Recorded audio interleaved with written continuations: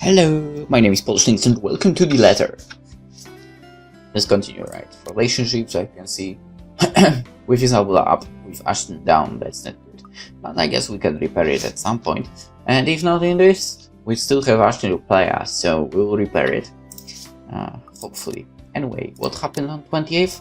Isabel and Ashton arrived in Salomon, having an argument about the missing BRC and police investigation. Annoyed by the noise, Rebecca interfered and in the end asked Ashton, "Keep an open mind." Alright, except the whole thing's off to a bad start, and all of a sudden, whatever Isabel claims willing in this mission becomes the least of my concerns. Of all the cabbies in Blacksburn, I have the chance upon the superstitious one. Still not as bad as finding out your car starter refuses to crank on when it was still working this morning, yes. But it's equal or as frustrating when you're forced to walk the rest of the way. Well, because the driver got spooked. Isabella and him will get along so well. I do get his reasons. After all, I've had my fair taste of the bizarre lately. All of which might have been brought upon by the letter Isabella found here. But you think he'd at least be charitable enough to take me a little closer to himself, not at a distance 15 minutes away from it by foot? You'd think I'm not wearing anything too formal or constricting. Otherwise, that short walk would have likely put me in a bad mood, long before I have to suffer in a room full of strangers tonight. Although this soon proves to be a problem, the second driveway comes into view and I near the entrance. Severely underdressed is a total understatement. Describe how I look. Cars worth more than my own apartment and childhood home combined line the mansion's front yard. Men and women decked out in their best also flock near the entrance. Most are eager to start, while some are simply idling about, enjoying the warm afternoon sun before it sets. But once the woman standing in the front porch speaks, their undivided attention immediately shifts to her. Presumably Miss Wright, from the confident manner she holds herself among present company. This despite keeping a far simpler appearance than the rest of her own guests or not having her husband beside her. A trait worthy of utmost admiration at best. At worst, she is the envy of every woman, the subject of every gossip in Blacksburn. Welcome, welcome everyone! Welcome, and welcome to... Welcome. And Mom said we could have been good friends. I can't even picture myself mingling with the kind of guests she has. For I admit she does seem familiar now that I've seen her this close. Memories of sitting in a van in mine.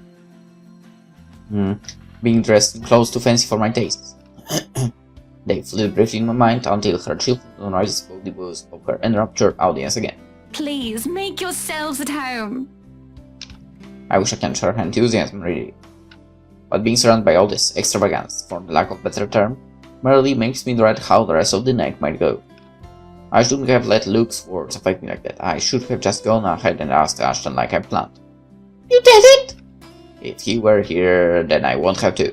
Be careful with Shirley, alright? The rest of that thought dies in my mind at once.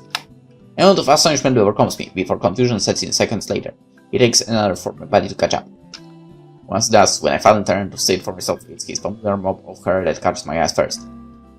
And there is his, almost an arm's reach if it isn't for the guests standing between us. Ashton Frey, setting the Ermengarde Mansion's driveway with an air too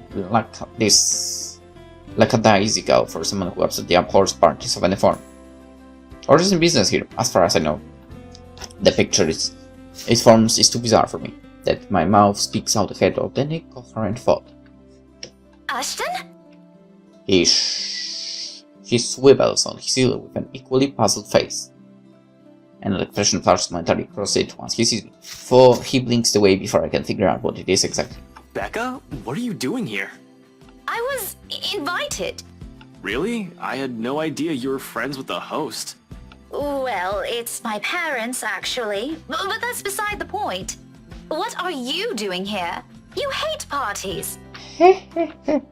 I still do. I'm just here on behalf of a friend. That in itself is weird coming from him. It doesn't help that he isn't even making an effort to spare a glance my way when he answers. He sat there focused at some point in the crowd, his gaze darting between people walking past us until a small frown forms in his face. That's rare. Do you have someone with you then? Nope, just me. I won't be staying long. Well, if that's the case, maybe you and I can... Chief? Ashton, what's...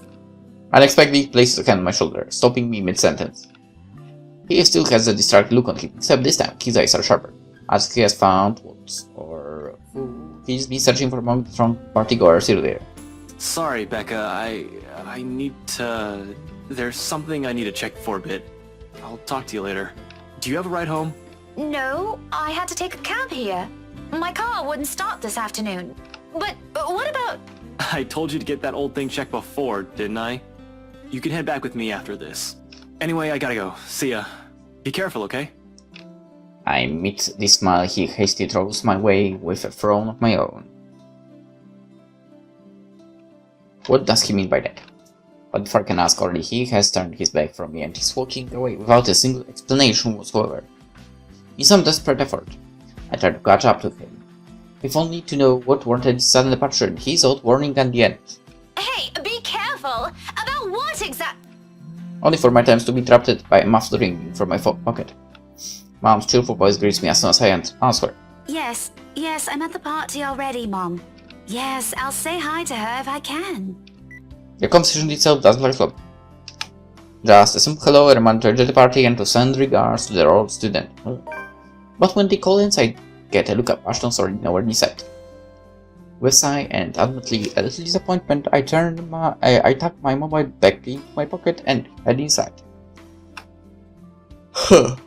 Even with a familiar company, however, coincidental this meeting is, this is somehow shaping up to a terrible evening.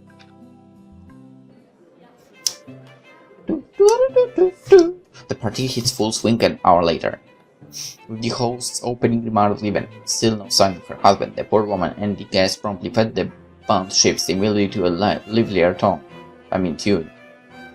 Soon laughter and the rhythmic topping of shoes filled the room, all in accordance to the uplifting strains of music.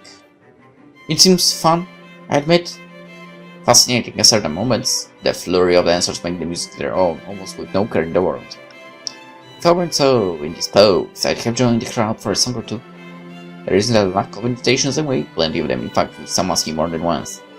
It's only my stubborn refusal that prevents me from joining them, and I can. A single note is all it will take, and the evening would have been far more enjoyable for me. But pride and my own silly hopes, the thought of being seen with one of them by him, curbs that, as much as I had to admit it. Because doing so also means outright acknowledging the douche's claims that he has to be the one to tell me that still sends my blood boiling. I would have preferred someone more agreeable, less of an arse. It's a hard road to swallow, especially when the very person in the center of it makes denial difficult. Can't even spare me a minute of his attention, or a single glance at me the whole evening. Hell, Zachary might have spoken more words to me. The big guy is busy covering the event to it, but at least meant to slip in a conversation or two between takes, or a small wave of his hand when he passes by. What's Ashton's excuse? He's been flitting in and out of sight the whole time. One moment he's hanging around a small group, in another he's hovering around a string band. Just a second ago he's wolfing down some deviled eggs by the buffet table, a glass of wine in hand. The next thing I know he's gone.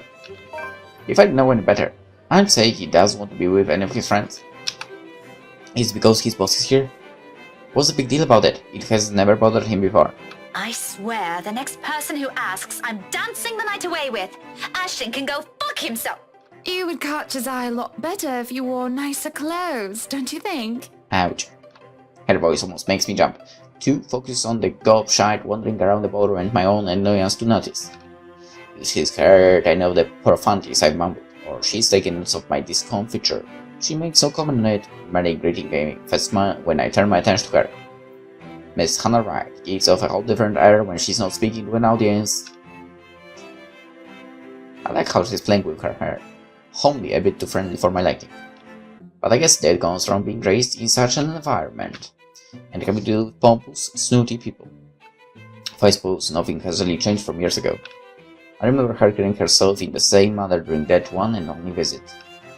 Does she remember any of it? I won't be surprised if she doesn't. It has taken me a while myself. She's probably met a lot of people like little Becky throughout the years. Might have already forgotten about me or my parents. People like her thrive on connections after all. Nevertheless, I returned her smile, awkward and stiff as it may be. Didn't realize the housewarming was going to be this fancy. I would have gone with a nice dress if I knew. Oh, you're fine, dearie. It's only really the parvenus, those who climb, that come to these parties all dolled up. Quite the black-haired beauty, isn't he? It takes me to realize who she is talking about. Until Ashton walks by again, in closer proximity and any of the times he has done so far is winning. Still without a look for acknowledgement or wayfall, even if Miss Wright speaks loud enough to catch the attention of anyone within earshot. Who, Ash? You know, you really shouldn't have turned down those offers. If I wasn't married, I'd happily go dancing with those young men. But you said a name. Ash. That's the exquisite lad you've been looking at all this time. I don't know him, and I'm the one hosting this party. That must mean you know each other. Is he your boyfriend then? Because that would explain those rejections.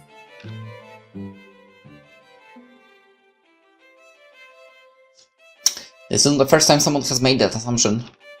Almost every student I've had in the past did. My coworkers, more often than not, assume he is. A few of my neighbors also think we're an item. Neither Ashton has ever reacted to those. He's been quite indifferent about it, in fact. Still, the heat of the blush creeps up my cheeks, and then I already, despite who I'll take to it to happen so much myself. What? No, that's ridiculous. He isn't my boyfriend.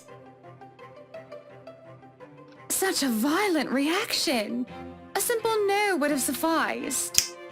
Many here would be happy to hear it. And I haven't been looking at him.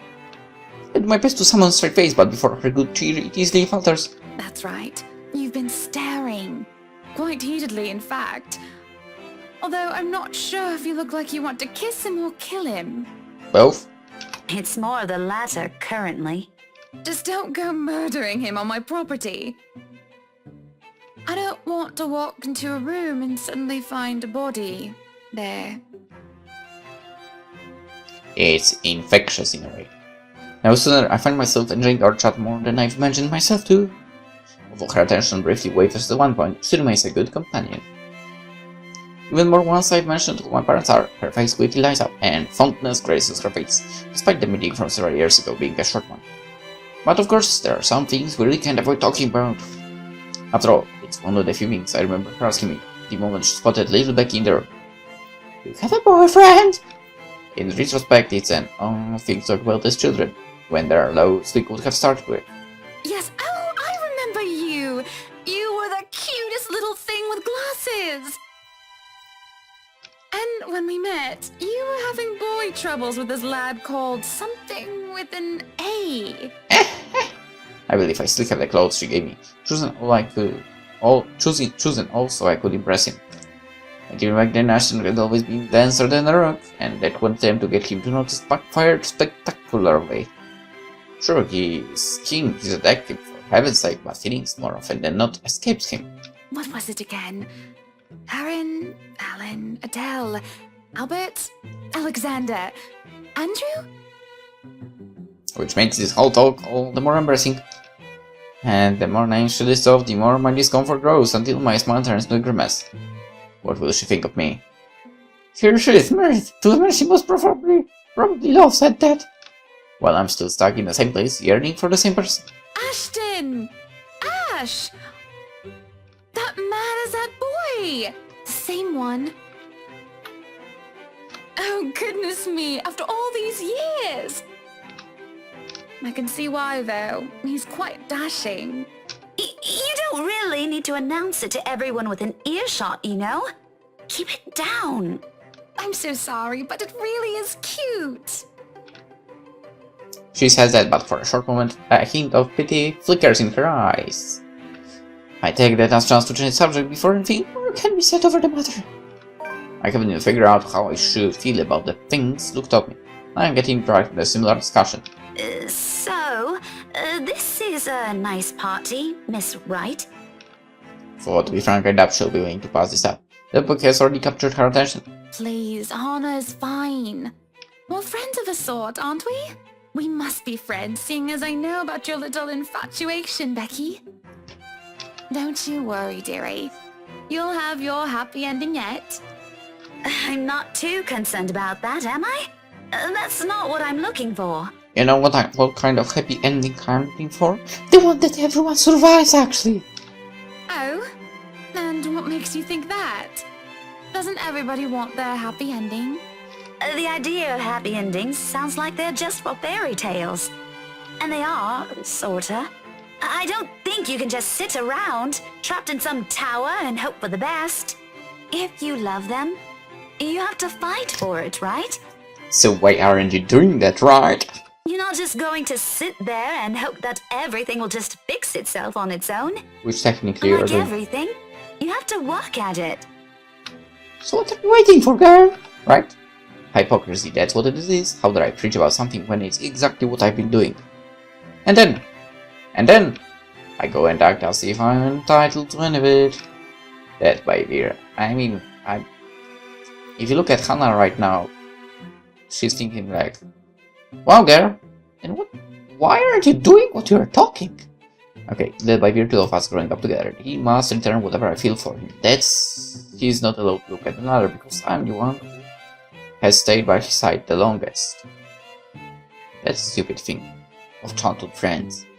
Anyway, when in the first place Ashton has always been his own person. This is the stupid thinking of childhood friends that are afraid of getting out of the zone of friends, basically, right? They don't want to go step ahead. That's ridiculous. Anyway, this is something I cannot force on him. I can only hold on to those. Take care of it until the time comes and I can confess it to him. Great if he reciprocates, but if he can't, if he won't, selfish, I've been so selfish! How laughable that Luke's words still strike true up until now. But what do I know? I'm sure the daughter of the two greatest professors I've ever known is smart enough to know what she's talking about. What? Maybe, who knows? Wait, the smartest professors. Just how good of the teachers were they? I'm curious. At one point, maybe I would easily agree to that. Over the past weeks, I have also seen changes in the way I view things. As nice as these things sound, it turns out what I previously know may not even be true for other people or for myself. It is sobering and almost funny how things I might have said with much certainty before now has doubts moody in each of them. But there will be time to mull about this later, because when a heart only descends in the room, a whole different issue rears. Especially when Luke, fucking Luke, striking the now quite more fashionable blade and using with the same pompous man he always carries around with him. Good evening, ladies and gents. Enjoying the party? I hope I'm not too late in welcoming you all to the right mansion. Before long, Hannah leaves my side to join him, and it doesn't take a genius to piece it all together. Welcome one and all to our humble abode. Tonight, if you have yet to find yourself in your roles, you are our ladies and lords of the court of your king and queen, if you would excuse my presumptuousness. So, enjoy the feast that has been laid out for your senses as we only allowed the best to be served. Enjoy the rest of your night, everyone! His attitude, the manner he carries himself around people, and familiarity with the part of the city. Oh, fucking horrors. I should have known. Well, I'm partly at fault here. Tabloids and the gossip columns have never been really my thing. I should have also expected that wherever Luke fucking Wright is, some sort of drama will sure follow. He seems the kind of person who reveals in it. Figures it will find him on its own, even if he's not asking for it. It happens amidst a round of applause and hoots that people longing behind the crowd they've gathered does not catch on, until the cheers turn into the several scandalized gasps. I am pregnant with your little bastard. You promised me you'll take responsibility. God damn it, Luke. I finally got you to talk to me after months of silence, and you do this to me. What do you mean you're pregnant with? Luke, is this true? Lies and slander, woman! Security! Johannes, take her out of here before she makes an even bigger fool of herself! No, you do not do this to me. I was so ready to leave my stupid oaf of a husband. I told you to leave that damn wife of yours. Look at her. Does she look like she wants a baby? Does she look like she could take care of a baby? Well, you certainly don't. The commotion doesn't go further, despite the drunk woman appearing like she has plenty more venom to spill. In a little while, security shows up, escorting her out. Apparently she's the chief inspector's wife too. And see if this whole thing can get any more fucked up than it already is. What a mess.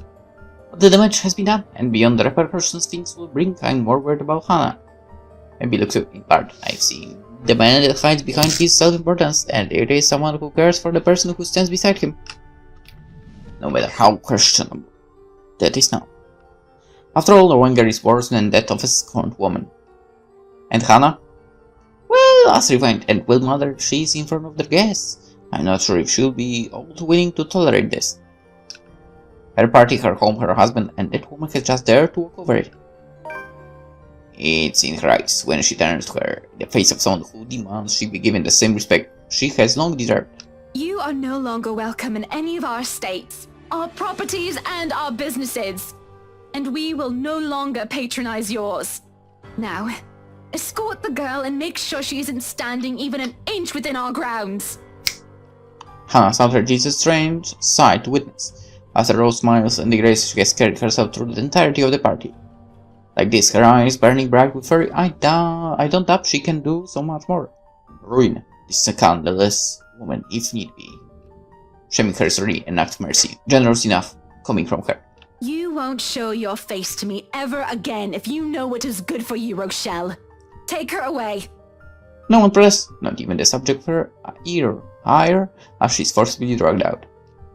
Even the smile on Luke's face wavers when she eventually turns to him and pulls him out of the room for a talk of the road. For a brief moment, there is a concerted effort between those left in the hall. A short second of 10 seconds while struggles figure out what to do with themselves. But through the kind of talk this situation is trapped, it does last long. Soon chatter explodes throughout the whole ballroom. Word murmurs, clicking of tongues, and inappropriate gossip filters through the thick tension in the room. Most of them haven't even left the premises and they're already talking about it. Tomorrow it will be on the news for sure, in every local broadsheet and tabloid in Luxembourg. I couldn't care less about any of it, simply thinking about this already gives me a headache. When the shock has faded, I just feel bone tired. I've accomplished nothing of what I've come for, and apparently Ashton has disappeared sometime during the commotion. I'm not sure what pissed me off more. Did he ignore me the whole evening and might have just left without saying anything, or no, he obviously has some other motive for being here. Can he at least trust his own friends for that? He didn't have to hide it from me. The relief to be had is this, perhaps, is Harry's comforting smile when he approaches. He appears as disturbed when he stands beside me, fiddling with the battles of his camera, even for the device itself. Eventful night, huh? You can say that again. It was awful. He paused for a moment, stares at me intently. Then he laughs, a tired one but filled with humor, in spite of what we have witnessed. Let me guess. Ashton. Oh, what makes you think he's my problem? Just a hunch. And, it's all in your face, actually. Why does he have to? I don't understand that man anymore. Like I always say, you should just... Oh, you can bet your ass we're going to have a very long talk. I'm not letting him off easy this time. I'm sure he has a good reason. He won't say it, but he likes being around us. Heck, we're probably the only people he likes. He ain't gonna ruin that for something stupid. He can be dense, but he ain't dumb. But that's exactly what I've been telling people, isn't it? We'll see about that. I just want to go home. Are you done here? Nah, sorry. I can't until the party ends. It's all right. I'll just take a cab or something. I'll see you later, Zachary. I would not recommend going by yourself only. Before moving myself from the room, I lay comforting hand on his arm. You'll need it among these people. And then I'm gone, or than to end the disastrous ride, as early as possible. Oh, I wouldn't go here alone right now. As it turns out, the night isn't done with me yet.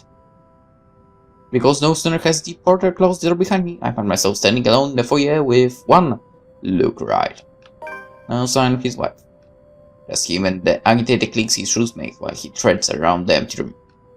Away from the Mendia's prying eyes and their guests' judging stares, it's easy to glean how much this scandal has him shaken. Not to the point where he has utterly lost his composure, he appears to have mastered himself enough.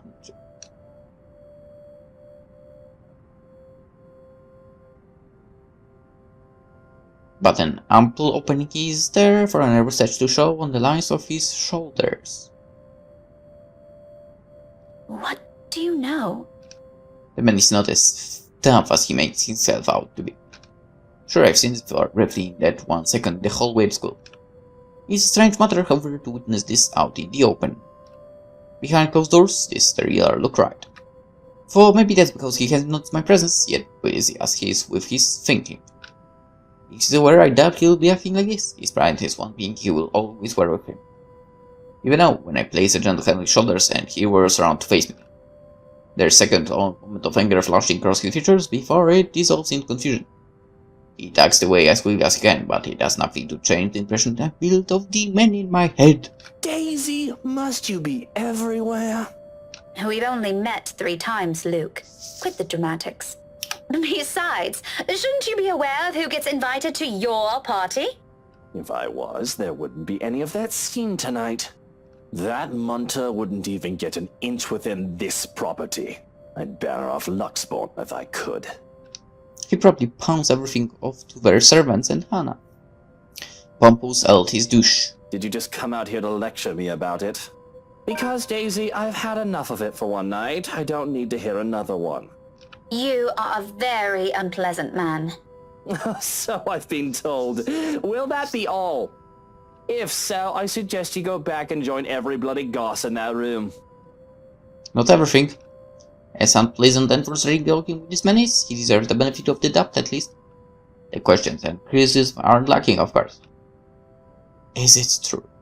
For you should be with your wife, you know. Wait.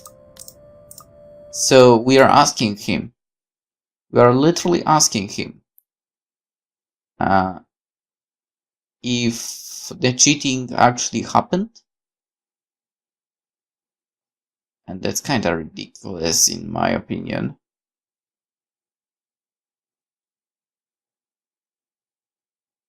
I mean,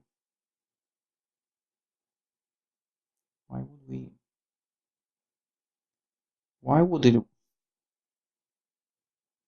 we ask something like that? Right?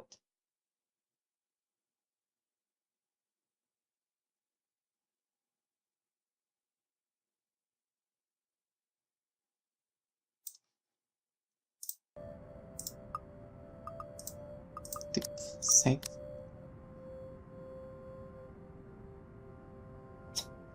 Why would you ask if it's true? I mean, do you care actually? And you should be with your wife. I mean, I guess so. Right? You know, brooding over here isn't going to fix this mess. Again with the lecture. Will you stop calling it that? Very well, what should we call this then? A heart-to-heart?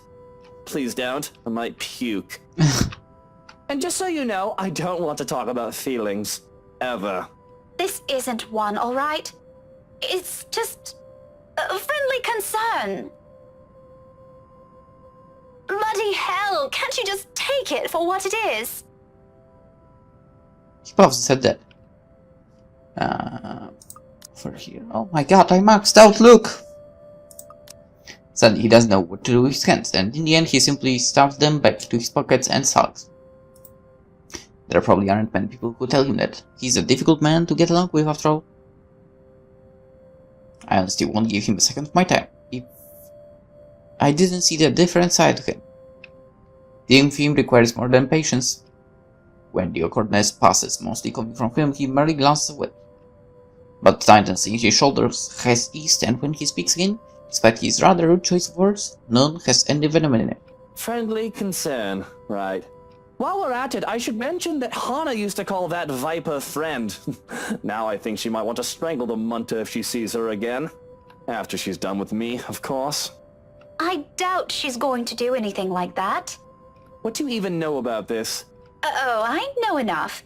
You may look like a sleazy douche, and you still are, by the way. It's almost comical how fast his face shifts from mild disdain to offended, but I don't let this distract me. Those things need to be said, and he needs to hear them. And for they're coming from some meddling stranger. But you have your few good moments. I might even say that you're a decent person, if I'm in the mood. Now go. If you really love her, you've got to try and fix this yourself. Maybe tomorrow. Luke! Daisy, did you see her earlier? Was that the face of a wife who wants to have a chat with her cheating husband? Oh, well, at least you admitted you did something wrong. Good for you. How about a star? Would you like a star to go with that good deed? Don't get used to it. Do you realize how awkward this is? Oh, I do. Before I've even thought about what to say, I've known there can only be two ways this can go. All things considered, it isn't as bad as I assumed. However, there are still some things my brand of encouragement can't fix. His martial problem.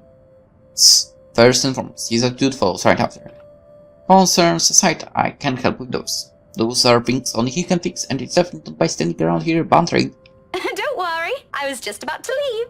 Feel free to continue with your brooding once I'm gone. I'm not going to tell anyone. Cross my heart. You think this is funny, Daisy? Laughter is the only response I give him. With a slight wave of my hand, I did right there and walk away. Oh, I can't resist the urge to glance back before I leave. If only you have one last look at the man he really is. But I instead turn my gaze on him, I see it. Looming, hovering over his shoulders, drawn to him like a move to a flame. Like the first time stepping inside this place in search of Isabella. He was there too, wasn't he? That man, along with his wife, not the person, Miss McCullough. And that shadow. No. A woman now. Hair no longer a dark blur. Terror rushes through every vein in my body. A creeping sensation gripping apart me, while she stares me with a glare filled with nothing but hate and venom. It's like staring at the eyes of a woman I've unknowingly robbed of something precious. I try to say something. A warning? But before I can gather my wits and voice it out, someone shuts the door behind me. As if to keep outsiders away from the secrets this mansion possesses.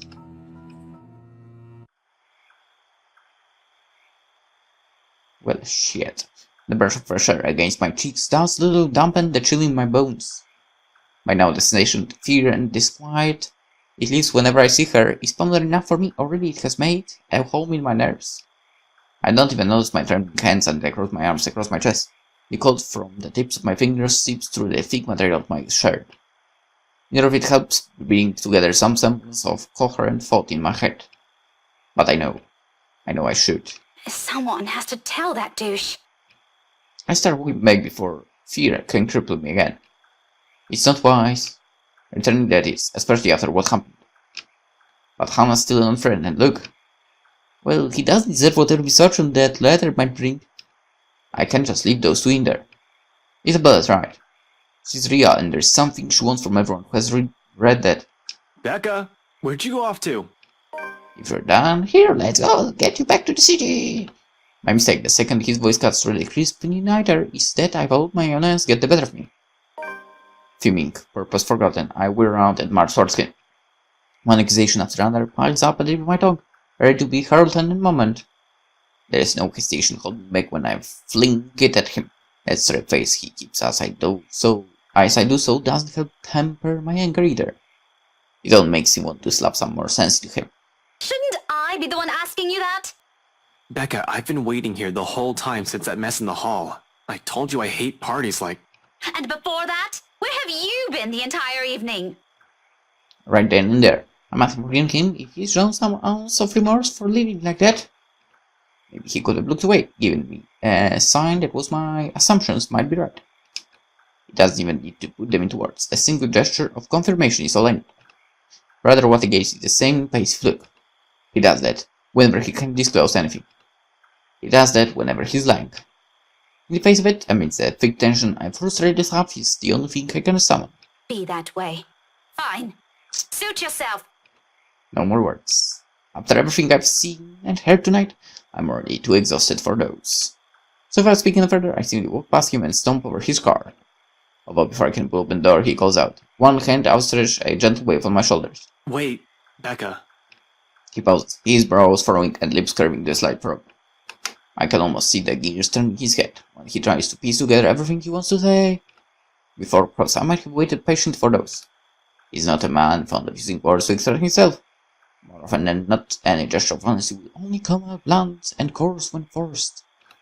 But today, for one reason or another, I simply can't summon the forbearance. Ashton, if you're just going to waste my time again... Becca, listen. I don't know how else... That much is obvious. Why don't you just take the whole bloody night? Go on. I can wait until next year. Better yet, why don't you just keep it all to yourself like you always do? It's not like... Rebecca, will you hear me out first? A silent second of rebut whether I believe what he's about to say is still up for debate. A very long debate. I honestly don't know how else to put this. I'm aware your parents have some kind of history with Hannah Wright, and somehow you're friends with her. But you should stay away from these people for now. Especially the husband. Who? Luke? His action depends. It was called my mention of the name. Whatever opinion he has, he does multi voice. Something about it has greatly displeased him. Evidently, the stiff note his tone assumes. Yeah, he's bad news. What does he have to do with this? Care to explain the reasons? You know what we have to do? I think we finally have our chance to get positive reaction here. Saved? Saved. Care to explain the reasons? Care to explain your reasons? Back to the good situation. I'm not meant for it to sound as harsh as that, but anger and frustration have never been a good match for me, particularly in nights like this. I mean, anger and frustration is with you all the time anyway, so I think people should be used to that.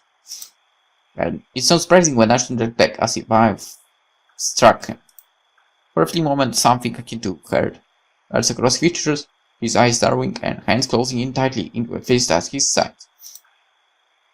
Then swiftly glanced away and shifted his focus on the line of trees nearby, like guns were can gleam from the dark expanse. I'm really sorry, Becca. What is it for? For the party. The vague answers he continues to give. Does include all those times for this. The years worth it. Undoubted sincerity. However, at the moment, the forgiveness he's asking isn't something I'm all willing to hand, furious I am. It's frankly wonder how I can keep myself from raising my voice at him. We'll talk about this tomorrow. And you better have a proper answer for me by then. There's a brief hesitation before I step away. A short moment of wanting to say more, of waiting if he has anything to add. He's only silent, eyes still trained at a distance. It is the last glimpse I see of him before I climb inside the car. If the door slams closed with the same force as the anger I'm holding, its sound merely vanishes in the night unnoticed. He vows soon after, and shortly we're on our way back to the city.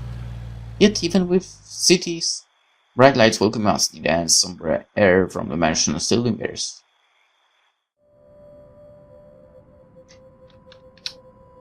The moon is almost at its highest by the time we reach Sunwell. Even after our respective heads have cooled off, the atmosphere within the car remains rife with unspoken tension. This isn't a problem so easily fixed with a few handshakes. Quite frankly, I don't know what will. Ashley himself has no idea what to do when he alights and dawdles awkwardly in the middle of the car park unsure.